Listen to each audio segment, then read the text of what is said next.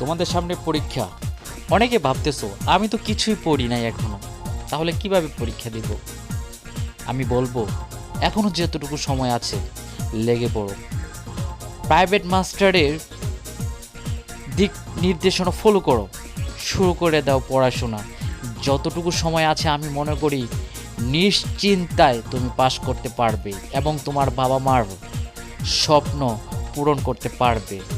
হয়তোবা তুমি সবার মতো ভালো রেজাল্ট নাও করতে পারো, কিন্তু এমনও হতে পারে তুমি তোমার কম রেজাল্ট দিয়েও ভালো একটা জায়গায় পৌঁছাতে পারবে। তাই বলবো হাল ছেড়ো না, পড়াশোনা শুরু করে দাও। তুমি শূন্য পারো, সমস্যা নাই, শুরু করে দাও। ইনশাআল্লাহ তুমি ভালো করবা, কথা দিলাম। 18 ঘন্টার মাঝখানে তোমার 18 ঘন্টায় পড়তে হবে, 24 ঘন্টায় শুধু 6টা ঘন্টা ঘুমাবা, বাকি 18 ঘন্টায় তুমি পড়াশোনা শুরু করে দাও।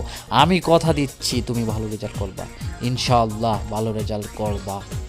তাই আর সময় নষ্ট না করে এখনই শুরু করে দাও পড়াশোনা। 2025 এসএসসি পরীক্ষায় তোমার রেজাল্ট ইনশাআল্লাহ ভালো আসবে।